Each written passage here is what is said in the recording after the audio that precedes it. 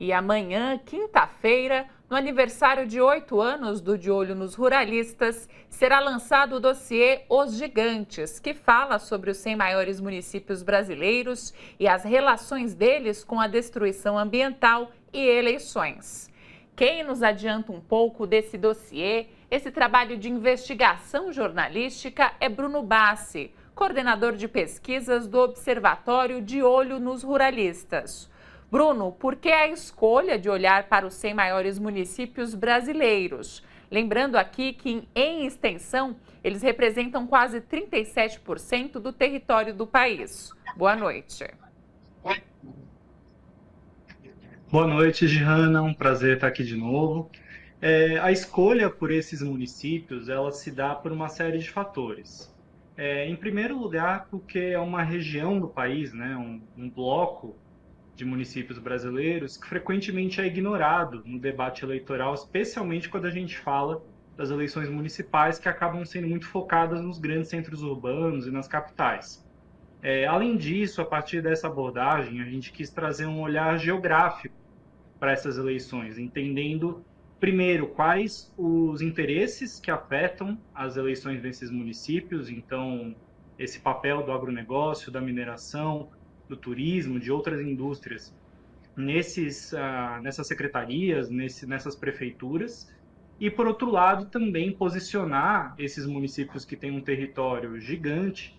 A gente está falando de municípios que equivalem a países, né? Altamira, por exemplo, é maior que a Grécia, maior que Portugal, que é o primeiro município dessa lista. E esses municípios todos eles estão inseridos numa lógica de expansão da fronteira agropecuária e minerária. E a gente vê isso muito a partir dos projetos de infraestrutura, que é um segmento inteiro desse relatório, que afetam diretamente essas prefeituras e que, na maioria dos casos, são projetos que são defendidos por esses prefeitos, apesar dos impactos ambientais e sociais que eles causam.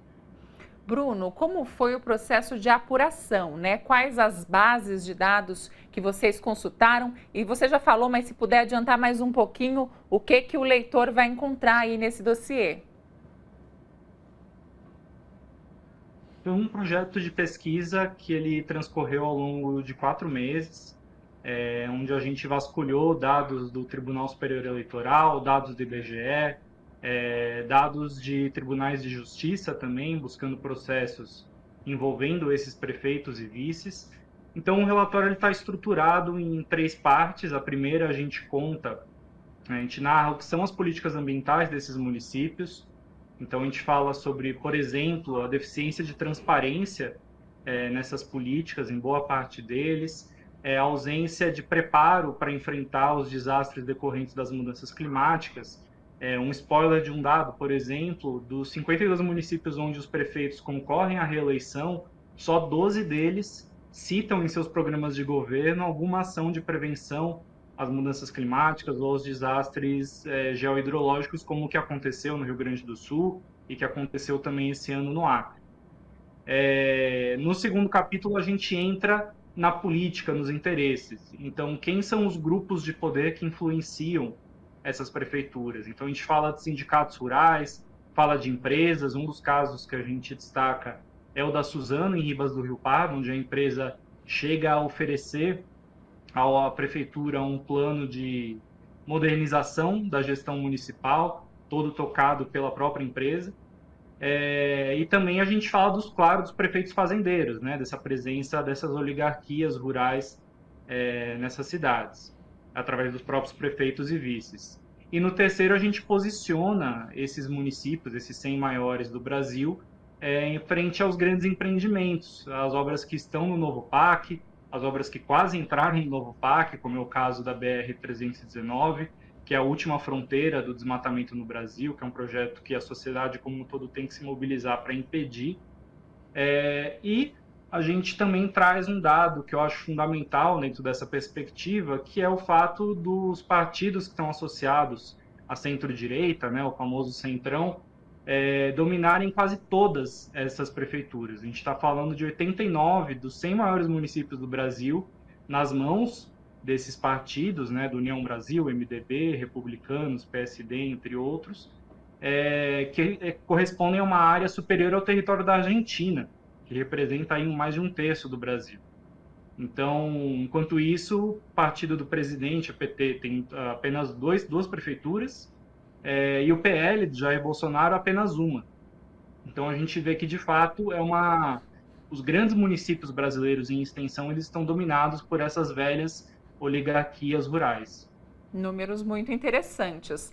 Agora nos conta, por favor, um pouquinho sobre o lançamento do dossiê que vai ser amanhã, rapidamente. Perfeito. Gostaria de convidar todos os espectadores amanhã no Armazém do Campo, no auditório que existe no segundo andar, na Casa Cultural do Povo Brasileiro.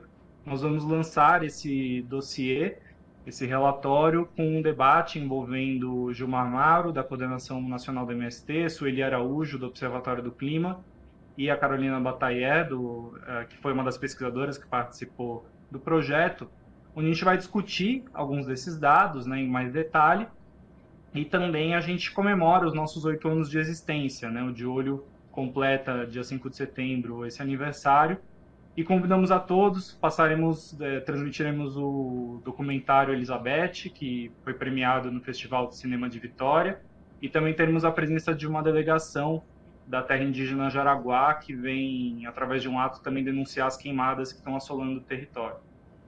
Para reforçar aqui, o lançamento do dossiê acontece amanhã, 7 da noite, no Armazém do Campo, que fica na Alameda Nortima, número 806, no bairro Campos Elíseos, na cidade de São Paulo. Bruno, muito obrigada e boa noite.